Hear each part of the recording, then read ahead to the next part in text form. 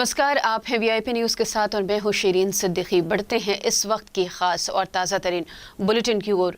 हिंदू धर्म में शारदीय नवरात्र का खास महत्व होता है और आज से नवरात्र की शुरुआत हो गई है। सुबह से ही देवी मंदिरों में भक्तों की भीड़ देखी जा रही है। हम आपको बता दें कि नवरात्र प्रारंभ होने से पहले ही रायपुर के सभी मंदिर देवालय सज धज कर तैयार हो गए हैं। शहर के प्रमुख मंदिरों की बात करें तो महामाया मंदिर, काली माता मंदिर, बंजारी माता मंदिर में हजारों की संख्या में मनोकामना ज्योति कलश की स्थापना की गई है। इसके साथ ही शहर भर में बड़े बड़े पैंडल भी तैयार किए जा रहे हैं। ये सारी तैयारियां प्रशासन की जारी की गई कोविड गाइडलाइन को ध्यान में रखकर की गई है।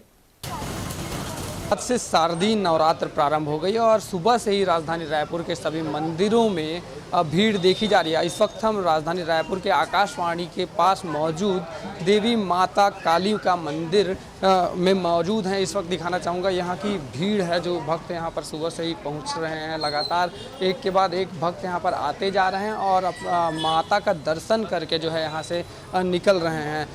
कोविड गाइडलाइंस का भी जो है यहाँ पर पूरा पालन किया जा रहा है। आपसे जानना चाहेंगे किस तरह की यहाँ पर व्यवस्थाएं हैं कोविड गाइडलाइंस की और क्या मुराद लेकर आप यहाँ पर पहुँचे हुए हैं? वे सुबह से यहाँ लोग आ रहे हैं, अपनी माँ के सामने आज की नवरात्रा के पहला दिन अपना दर्शन कर रहे हैं। माँ से आशीर्वाद मांग रहे हैं, जो इच्छाएं हैं अपनी माँ से बोल रहे हैं। माँ है, माँ से कुछ मांगा नहीं जा सकता। माँ मन की बात जानती है, बस उनके चरणों में आ जाए, इतना ही आशीर्वाद उनका काफ़ी होता है। भक्त लोग सुबह से आ रहे हैं और जिस प्रकार से शासन की गाइडलाइन आई है उसी प्रकार से प्रसादी वरसादी लेना देना ये बंद है। सिर्फ नारियल माला अर्पण किया जा रहा है, फल वाला अर्पण किया जा रहा है। ये थे हमारे साथ पुजारी जी और भक्तों से भी हमने जाना कि आखिर क्या क्या मनोकामनाएं लेकर वे यहाँ पर पहुँचते हैं। माता काली के मंदिर में भी आज सुबह से ही भक्तों की काफ़ी भीड़ देखी जा रही है और आज जिस तरह से पुजारी जी ने बताया कि किस तरह के अनुष्ठान यहाँ पर तमाम नवरात्र प्रारंभ के दिन किए जाने हैं। कैमरा पर्सन अमीन कुरैशी के साथ अंकित मिश्रा की रिपोर्ट, वीआईपी न्यूज़ रायपुर। मुख्यमंत्री भूपेश बघेल ने प्रदेशवासियों को देवी उपासना के पर्व नवरात्रि की बधाइयां और शुभकामनाएं दी हैं। इस अवसर पर उन्होंने सभी के जीवन में सुख, समृद्धि और खुशहाली की प्रार्थना की है। शारदीय नवरात्रि के अवसर पर जारी अपने बधाई संदेश में सीएम बघेल ने कहा कि नवरात्रि में 9 दिनों तक पूरी श्रद्धा और भक्ति भाव के साथ श्रद्धालु शक्ति स्वरूपा देवी दुर्गा के 9 अलग अलग रूपों की पूजा करते हैं। धर्म ग्रंथों में देवी के शक्ति, नारी, लक्ष्मी जैसे कई स्वरूप माने गए हैं। कन्याओं को देवी का प्रतिरूप मानकर नवरात्रि में उनके पूजन की भी परंपरा रही है। मुख्यमंत्री ने ये भी कहा कि ये पर्व आराधना के साथ नारी शक्ति के सम्मान का भी पर्व है। महिलाओं के प्रति मान सम्मान के भाव से सच्चे अर्थों में देवी पूजा सार्थक होगी। अब बढ़ते हैं अगले खबर की ओर। आज भारतीय जनता पार्टी ने अपनी राष्ट्रीय कार्यकारिणी की घोषणा की है। बीजेपी की इस नई कार्यकारिणी में प्रदेश के पूर्व मुख्यमंत्री डॉक्टर रमन सिंह को पुनः राष्ट्रीय उपाध्यक्ष बनाया गया है, जबकि इस बार पूर्व मंत्री अजय चंद्राकर और लता उसेंडी को इस कार्यकारिणी में सदस्य बनाया गया है। साथ ही सांसद सरोज पांडे को भी कार्यकारिणी में पुनः स्थान मिला है। छत्तीसगढ़ में आज राम वनगमन पथ के पहले चरण का शुभारंभ होने जा रहा है। भगवान राम के ननिहाल में आज माता कौशल्या मंदिर का शुभारंभ नवरात्र के पहले दिन किया जाएगा। मुख्यमंत्री भूपेश बघेल ने चंदखुरी में राम वनगमन पर्यटन परिपथ एवं माता कौशल्या मंदिर परिसर के जीर्णोद्वार एवं सौंदर्यीकरण कार्य का लोकार्पण करने जा रहे हैं। लोकार्पण से पूर्व उन्होंने मीडिया से चर्चा की। इस चर्चा में मुख्यमंत्री भूपेश बघेल ने क्या कहा, आप भी सुने। आप सबका मुख्यमंत्री निवास में आप सबका स्वागत है। आज विशेष इसलिए भी है कि विश्व में एकमात्र माता कौशल्या के मंदिर चंदखुरी उस परिसर का जहां जीर्णोद्धार किया गया, बहुत सुंदर उसे विकसित किया गया है, जिसकी शुरुआत आज होनी है। छत्तीसगढ़ की पहचान सांस्कृतिक रूप से भी है। हमारे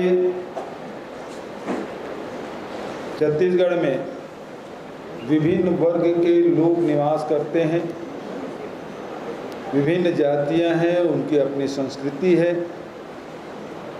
और उस संस्कृति को बढ़ावा देने का काम हमारी सरकार लगातार कर रही है। हमारे जनजाति बस्तर में भी है, सरगुजा में भी है। उन जनजातियों के जो जीवन शैली है, उनके अपने जो आस्था के केंद्र हैं, उन सबको संरक्षित करने का काम, उसे विकसित करने का काम, उसमें सहयोग देने का काम छत्तीसगढ़ सरकार कर रही है। दूसरी तरफ आप देखेंगे कि छत्तीसगढ़ में सिरपुर जैसे बहुत बड़ा बौद्ध सर्किट आपको दिखाई देगा, जो हिंदुस्तान में इतना बड़ा और कोई बौद्ध मठ नहीं है जितना कि हमारा सिरपुर में। इसे विश्व के मानचित्र में लाने की दिशा में छत्तीसगढ़ सरकार काम कर रही है। हमारे बहुत सारे चारों तरफ देवियों का वास है, चाहे वो रतनपुर हो, चाहे दंतेश्वरी हो, चाहे वो बमलेश्वरी हो। तो रतनपुर के महामाया से लेके बहुत सारे हमारे देवी विराजे हैं। यहाँ शिव भक्ति भी है, यहाँ देवी शक्ति के भी उपासक हैं। तो बौद्ध के भी मानने वाले यहाँ रहे हैं, जिसके चिन्ह आपके सिरपुर में दिखाई देता है। भगवान राम का जब वनवास हुआ तो 14 साल में अधिकांश समय हमारे छत्तीसगढ़ में गुजारे। अब बढ़ते हैं कवर्धा से जुड़ी खबर की ओर। कवर्धा विवाद को लेकर अब राजनीति भी साफ साफ देखी जा रही है। विपक्षी विधायकों के साथ कवर्धा जाकर वहां की स्थिति की जानकारी ली गई। हालांकि कवर्धा में धारा 144 लगे होने के कारण पीड़ित परिजनों से विपक्षी विधायकों को मुलाकात करने की अनुमति प्रशासन ने नहीं दी। कवर्धा से लौटने के बाद नेता प्रतिपक्ष धर्मलाल कौशिक ने प्रेस वार्ता लेकर अनेक आरोप राज्य की कांग्रेस सरकार पर लगाए हैं। उन्होंने मामले में सरकार के द्वारा एक पक्ष को संरक्षण दिए जाने का आरोप लगाया। उन्होंने सरकार के समक्ष 3 मांगे रखी हैं। इन मांगों में मामले की न्यायिक जांच, दोषियों पर उचित कार्रवाई और निर्दोष के खिलाफ हुए कार्रवाई निरस्त किए जाना शामिल है। वहीं पूर्व मंत्री बृजमोहन अग्रवाल ने कहा है कि ये दंगा सरकार के दबाव और प्रशासन की लापरवाही के कारण हुआ है। कवर्धा की जो घटना है वो शासन का दबाव और प्रशासन की लापरवाही का परिणाम है कि एक वर्ग विशेष के लोगों को शासन का संरक्षण और लगातार उनके द्वारा आतंक, भय और गुंडागिर्दी का परिणाम है कि कवर्धा जिले के लोगों में 2 साल से गुस्सा भरा हुआ था और शासन प्रशासन अगर चाहता तो 3 तारीख को अगर इस घटना के ऊपर में कार्रवाई कर देता तो ये घटना वहां पर घटित नहीं होती। और उसके बाद में जो घटना जिनके कारणों के कारण घटना हुई है उनके खिलाफ कार्रवाई करने के बजाय जो बहुसंख्यक समाज शांतिपूर्ण प्रदर्शन कर रहा है उनके खिलाफ में कार्रवाई कर रहे हैं, उनको लाठियों से मार रहे हैं। जिनके हाथों में तलवार, फरसा, गंडासा दिख रहा है उनके खिलाफ में कोई कार्रवाई नहीं कर रहे हैं। और ये स्थिति लगभग अमूमन पूरे छत्तीसगढ़ की है। अगर शासन प्रशासन इस पर ध्यान नहीं देगा तो आने वाले समय पर कानून व्यवस्था की स्थिति संभालना मुश्किल हो जाएगा। निश्चित रूप से जहां पर भी अन्याय अत्याचार होगा वहां पर हम विपक्ष में हैं, हमारा काम है हम इसका विरोध पूरी ताकत के साथ में करें। निश्चित रूप से अगर शासन प्रशासन बहुसंख्यक समाज के साथ में अन्याय करेगा तो लोग सड़कों पर उतरेंगे और सरकार को संभालना मुश्किल हो जाएगा। खबरों में आगे बढ़ने से पहले लेते हैं यहाँ पे एक छोटा सा ब्रेक।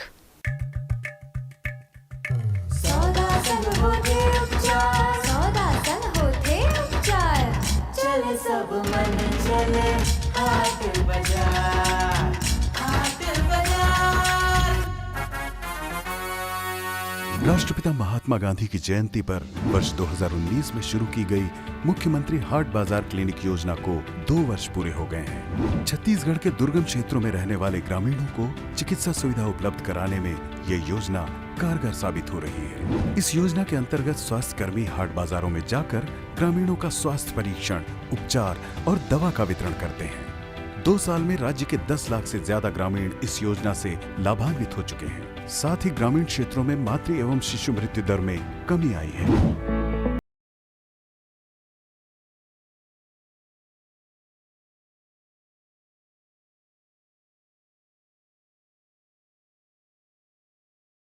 मुख्यमंत्री हाट बाजार योजना के तहत जिसे आसपास के ग्रामीण को बहुत ज़्यादा लाभ हो रहा है। बाजार भी होता है, इलाज भी होता है। बाजार में हो गई इलाज की सब सुविधा, सेहत सुविधा पहुँचे द्वार, सेहत सुविधा पहुँचे द्वार। सोचे सब भूपेश सरकार, हाट बाजार।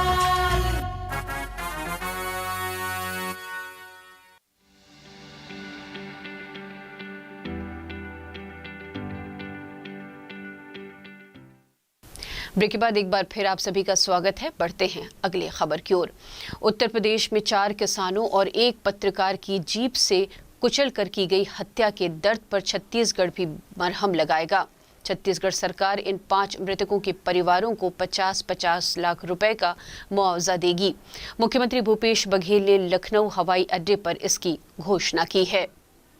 माननीय राहुल जी ने हम लोगों से कहा पूरा देश किसानों का देश है और छत्तीसगढ़ धान का कटोरा कहलाता है। किसानों का प्रदेश छत्तीसगढ़ भी है, तो इस दुख में हम सबको खड़ा होना है, दुख बांटने का काम हम सबको करना है।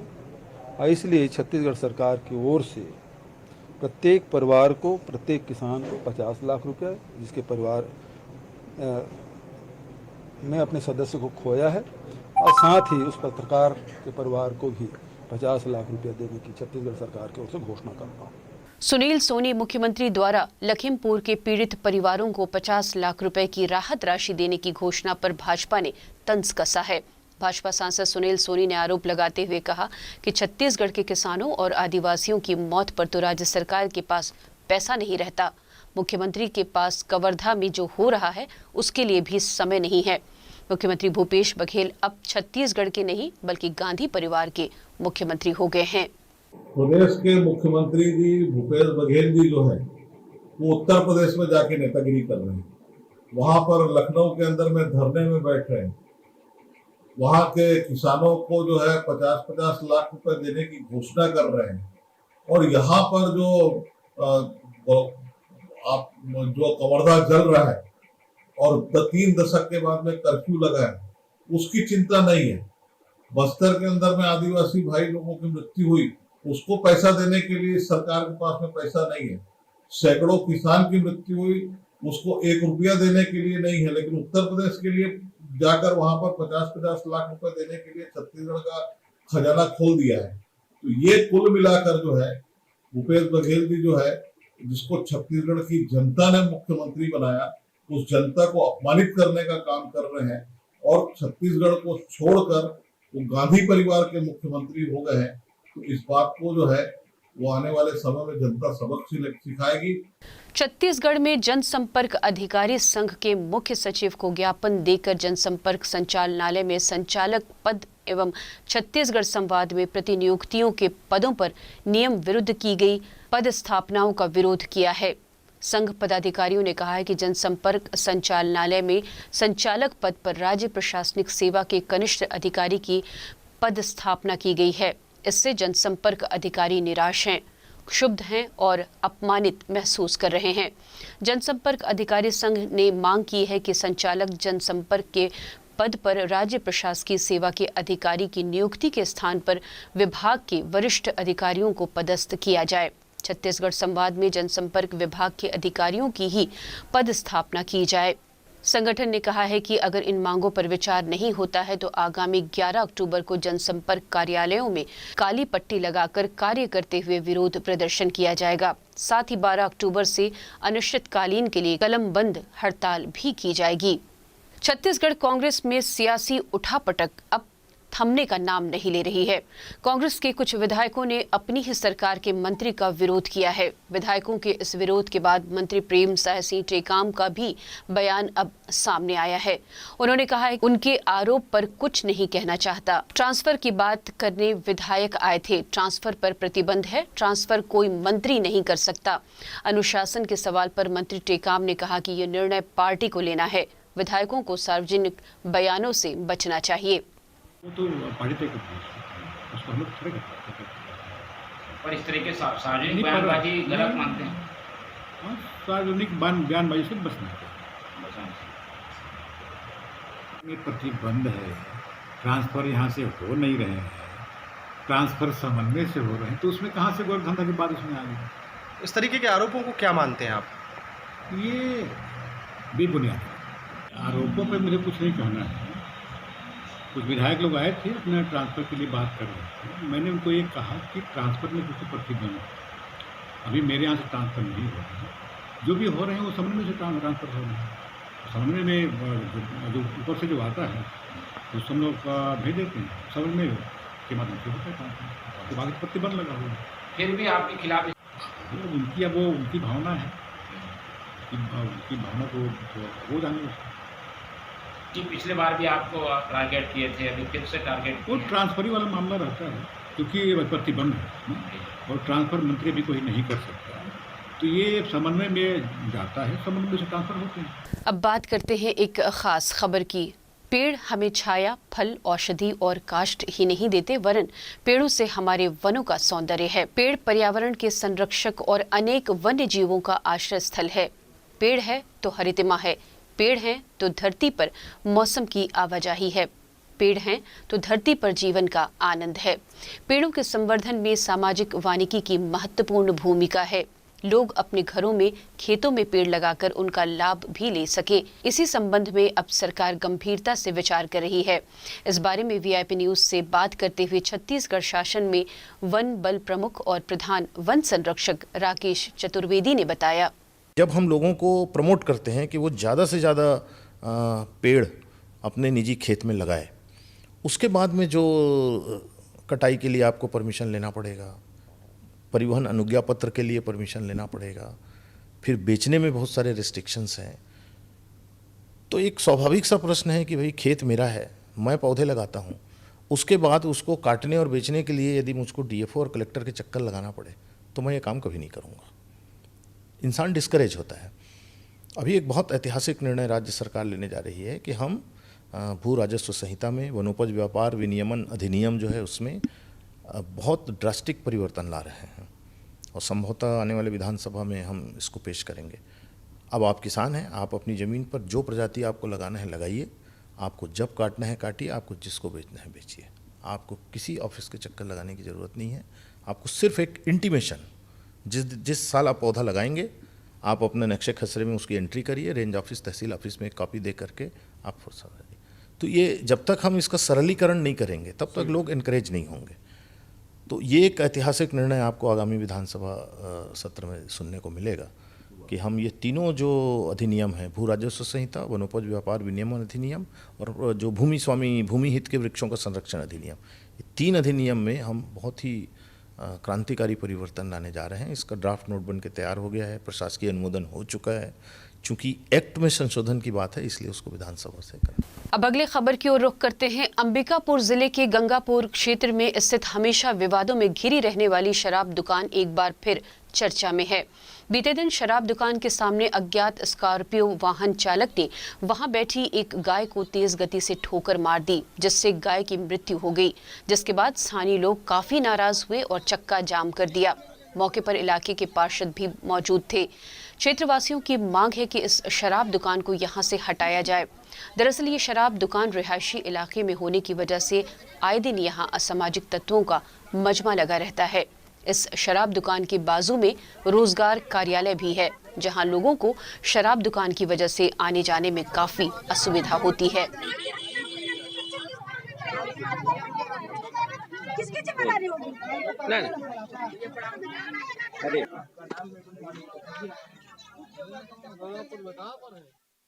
सर यहाँ आए दिन एक्सीडेंट होते रहता है, बच्चे खेलते रहते हैं रोड में, एक्सीडेंट होते रहता है। प्लस रोजगार कार्यालय है दारू भट्टी के बगल में, उसको बंद करवाना चाहिए। दारू भट्टी रोजगार कार्यालय के बगल में है। कितने छोटे छोटे बच्चे आते हैं रजिस्ट्रेशन करवाने के लिए, उम्र के साथ ऊंचा नीचा होते रहता है। दारू पीने के बाद फलना ठेकना आपका कमेंट पास करते हैं लड़की लोगों को। सब छात्र छात्राएं आते हैं दूर से, उन लोग को उल्टा सीधा कमेंट पास करते हैं। और यहाँ मोहल्ला वाले को मतलब उल्टा सीधा आप शब्द का प्रयोग करते हैं आते जाते रोड में सब चीज। अभी यहाँ पर क्या हुआ है? अभी तो यहाँ गाय का एक्सीडेंट हो गया सर, मारे और भाग गया है गाड़ी एक्सीडेंट करके। बुलेरो वाला था सर। यहाँ पर दारू भट्टी को बंद करवाने के लिए हम लोग विरोध कर रहे हैं। और यहाँ देखिए सबको बहुत नुकसान। देखिए अभी एक बच्चा के बचाते बचाते एक गाय को कोई मार के चला गया है। आखिर उसका भी तो बच्चा को कुछ हो जाता तो क्या होता बताइए तो है। तो हम लोग कब से विरोध कर रहे हैं कि दारू भट्टी को बंद किया जाए। ये दारू भट्टी से बहुत नुकसान है। जब से दारू भट्टी बनना स्टार्ट हुआ तब से हम आंदोलन कर रहे हैं। हम लोग का कोई भी बात नहीं मानता। अभी भी 11 तारीख को हुआ था यहाँ पर, उसके बाद भी कहा गया था हम लोग को कि 2 महीने का आश्वासन दिया था। उसके 2 महीने से पहले ही बैठक हो चुका है, हम लोग को कोई जानकारी नहीं मिला। खबरों में आगे बढ़ने से पहले लेते हैं यहाँ पे एक छोटा सा ब्रेक। सौदा संग होते उपचार, सौदा संग होते उपचार। सब मन चले हाट बाजार, हाट बाजार। राष्ट्रपिता महात्मा गांधी की जयंती पर वर्ष 2019 में शुरू की गई मुख्यमंत्री हाट बाजार क्लिनिक योजना को 2 वर्ष पूरे हो गए हैं। छत्तीसगढ़ के दुर्गम क्षेत्रों में रहने वाले ग्रामीणों को चिकित्सा सुविधा उपलब्ध कराने में ये योजना कारगर साबित हो रही है। इस योजना के अंतर्गत स्वास्थ्य कर्मी हाट बाजारों में जाकर ग्रामीणों का स्वास्थ्य परीक्षण, उपचार और दवा का वितरण करते हैं। 2 साल में राज्य के 10 लाख से ज्यादा ग्रामीण इस योजना से लाभान्वित हो चुके हैं। साथ ही ग्रामीण क्षेत्रों में मातृ एवं शिशु मृत्यु दर में कमी आई है।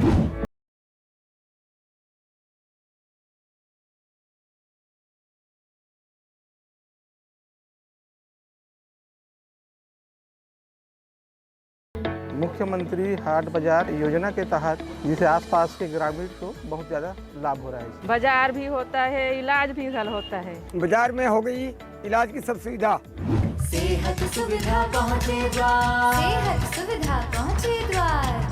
सोचे सब भूपेश सरकार, हाट बाजार।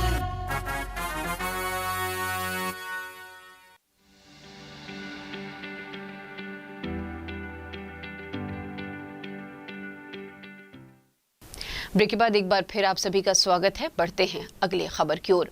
राजधानी रायपुर के टिकरापारा इलाके में देर रात चाकूबाजी की वारदात सामने आई है। मौदापारा के रहने वाले सैयद दस्तगीर नाम के युवक को पुरानी रंजिश के चलते चाकू मारा गया है। चाकू के वार से उसे गंभीर चोटें आई हैं। अस्पताल में उसका इलाज जारी है, जहां उसकी स्थिति गंभीर बनी हुई है। मामले में पुलिस ने एक ही परिवार के 3 लोगों के खिलाफ केस दर्ज किया है। जानकारी के मुताबिक सैयद दस्तगीर संजय नगर निवासी अपने दोस्त साजिद से मिलने गया था। तभी निजामी चौक के पास इसे शरीफ निजामी मिला। इसके बाद शरीफ के पिता सईद और दादा ताजुद्दीन आए और 10-12 दिन पहले जन्मदिन मनाने के दौरान हुई झगड़े की बात को लेकर दस्तगीर से दोबारा विवाद करने लगे। इसी बीच आरोपी शरीफ ने अपने पास से चाकू निकालकर दस्तगीर की पसली के पास वार कर दिया। घटना की सूचना मिलते ही पुरानी बस्ती सीएसपी सहित टिकरापारा टीआई मौके पर पहुंचे। मामले में पुलिस ने आरोपी पिता और पुत्र को गिरफ्तार कर लिया है। टिकरापारा क्षेत्र में अपना कल रात को चाकूबाजी घटना हुई है। घटना के उपरांत तत्काल पुलिस को जैसे जानकारी मिली, पुलिस ने घेराबंदी करके आरोपियों को गिरफ्तार किया है और अपराध पंजीबद्ध कर कायम किया, विवेचना में लिया गया इसमें। और प्रारंभिक जो विवेचना है उसमें निजी इनका आपसी विवाद बताया जा रहा है। जिस प्रकार कथन बयान आगे लिए जाएंगे प्रत्यक्षदर्शियों के, परिवारजनों के, पीड़ितों के, इसमें आगे कार्रवाई की जाएगी।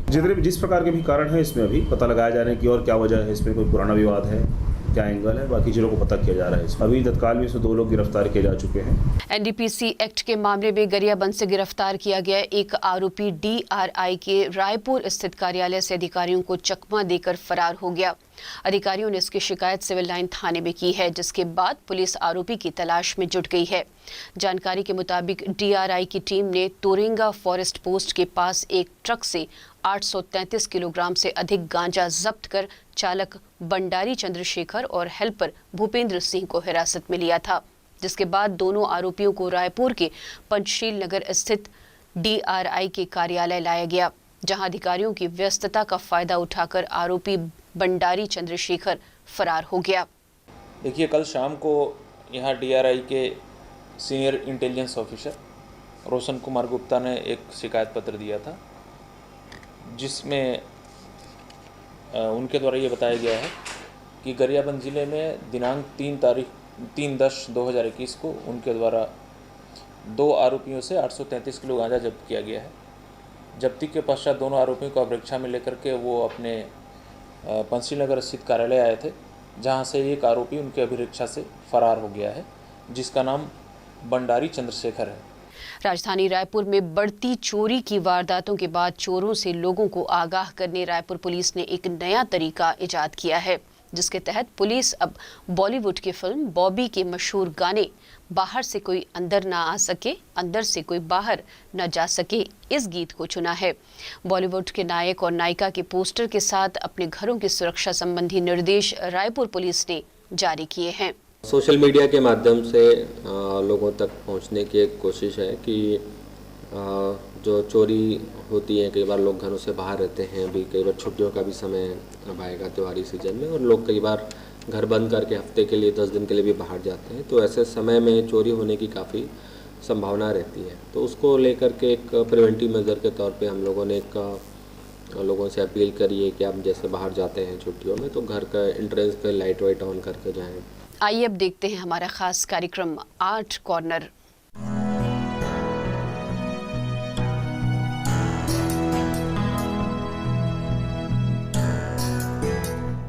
नमस्कार, मैं हूं पद्मा कुलदीप। दोस्तों, यूं तो गीत संगीत से हमारा मनोरंजन होता है, लेकिन किसी गीत के बोलों में ऐसा संदेश छुपा होता है जो हमें नई ऊर्जा, नई उम्मीद से भर देता है। आज हम हृदय और मानस को जगाने वाले एक ऐसे ही गीत का जिक्र करने जा रहे हैं। इस गीत के वीडियो में कई नामी और प्रतिष्ठित गायिकाओं ने भागीदारी की है। ये मशहूर नाम है विदुषी प्रतिभा प्रहलाद, बेगम फरीदा खानम, उषा उत्थुप, शारदा सिन्हा, के चित्रा, अनुराधा पॉल, साधना सरगम और जसपिंदर नरूला, अनुराधा पौडवाल और महालक्ष्मी अय्यर और भी कई नामचीन हस्तियों के साथ ही स्वर मिलाया है छत्तीसगढ़ के बिलासपुर की गायिका रागिनी क्वेथेकर ने, जिन्होंने कलाकार के रूप में राष्ट्रीय और अंतर्राष्ट्रीय पहचान बनाया है। आइए देखते हैं इस प्रेरक गीत का वीडियो, जिसके बोल हैं जागो जरा। जागो जरा, मिटने दो खामोशियाँ,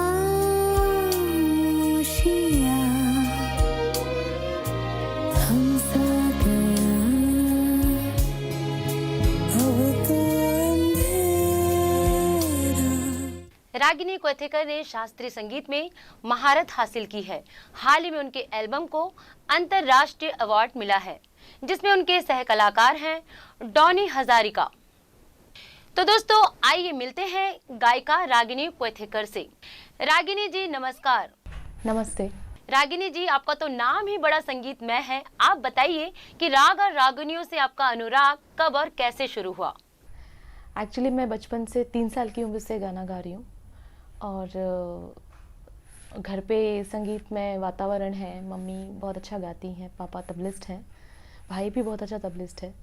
तो जब मैं बचपन में थोड़ा बहुत गाती थी तो मम्मी मुझ पर ध्यान देती थी कि क्या गा रही है, क्या नहीं गा रही है। तो मुझे बड़ा डर लगता था, बिकॉज़ मम्मी बहुत स्ट्रिक्ट थी हमारी। तब फिर मम्मी ने देखा कि इसका इंटरेस्ट है सिंगिंग में, तो मैंने काफ़ी देर के बाद मतलब 8th 9th में मैंने गाना शुरू किया। तब फिर मैंने पर्सनली ट्रेनर, मतलब जो गाने के लिए ट्रेनिंग ली जाती है, उसके लिए मैं अपने मामा जी के पास गई, श्री सतीश इंदुरकर जी के पास, और वहाँ मैंने ट्रेनिंग स्टार्ट की। रागिनी जी, छत्तीसगढ़ से फिल्मों की माया नगरी मुंबई का जो सफ़र है कैसा रहा, उसके बारे में बताइए। संगीत का सफ़र ऐसा हुआ कि वैसे मैं संगीत के सफ़र में देखा जाए तो बड़ी लकी हूँ, क्योंकि जैसे मैं मुंबई आई तो मुझे श्री रविंद्र जैन जी का साथ मिल गया और सूर्यश्री अवार्ड से मुझे उन्होंने नवाजा, उन्होंने मुझे अवार्ड दिया सूर्यश्री। क्लासिकल में मैंने टॉप किया था, तो तब से रविंद्र जैन जी के साथ शोज़ करने लगी, गाने लगी।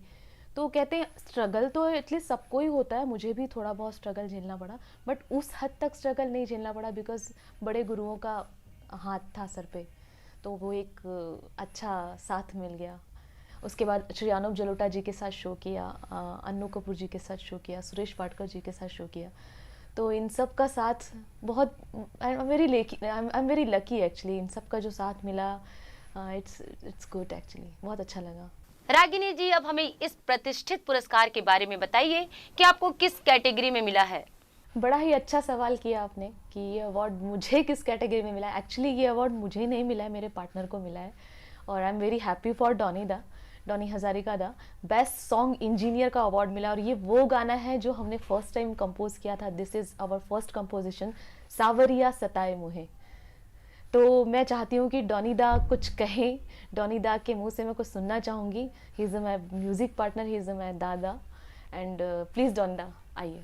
अलबेलो सावरिया सताए मोहे, अलबेलो सावरिया।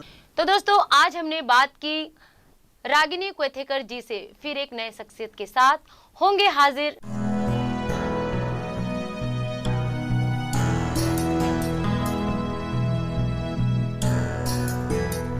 वीआईपी न्यूज़ बुलेटिन में फिलहाल के लिए इतना ही। देश दुनिया की बाकी खबरों के लिए आप बने रहें वीआईपी न्यूज़ के साथ। नमस्कार।